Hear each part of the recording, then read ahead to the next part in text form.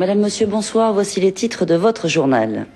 Les contrôles se multiplient sur le lagon. La négligence de certains plaisanciers peut avoir des conséquences dramatiques.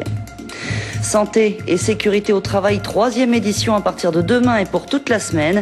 Avec Pierre Garcia, le directeur du travail et de l'emploi, nous ferons un point sur ce dossier. Pierre Garcia, bonsoir et à tout à l'heure.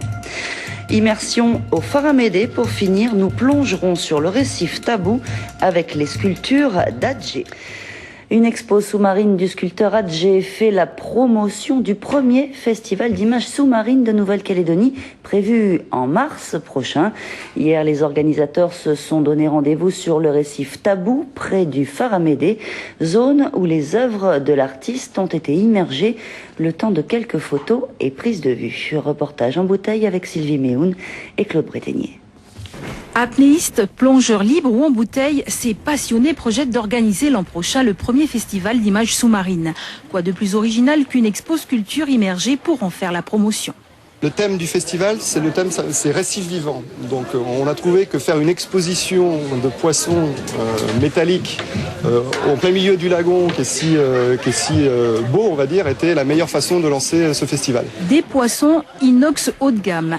Œuvre du sculpteur Adjé, ces 6 pièces font partie de la collection façonnée spécialement pour le premier anniversaire de l'inscription de nos récifs coralliens au patrimoine mondial. Au départ, on voulait les mettre dans les bassins de l'aquarium.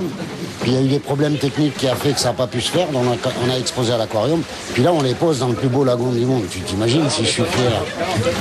Avec délicatesse, les créations sont immergées une à une. Les plus lourdes et les plus volumineuses méritent plus d'attention.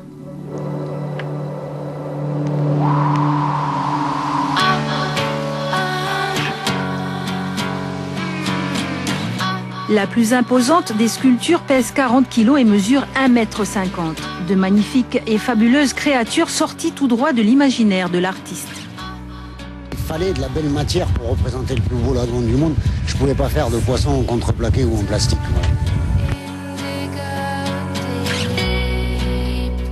Les pièces de métal, sitôt érigées à 5 mètres de profondeur, se fondent dans le décor du bleu lagon. Rentrent alors en action nos plongeurs passionnés pour chasser ces poissons d'un nouveau genre. On va en mer, on pratique notre activité favorite qui est la plongée, que ce soit en apnée ou en bouteille.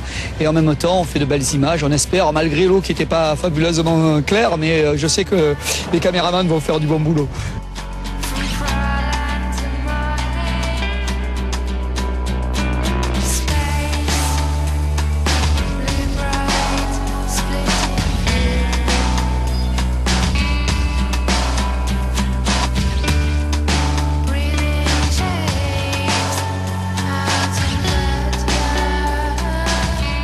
Même dans une eau turbide, cette expo en immersion dans le plus beau lagon du monde a vraiment de quoi provoquer une certaine ivresse.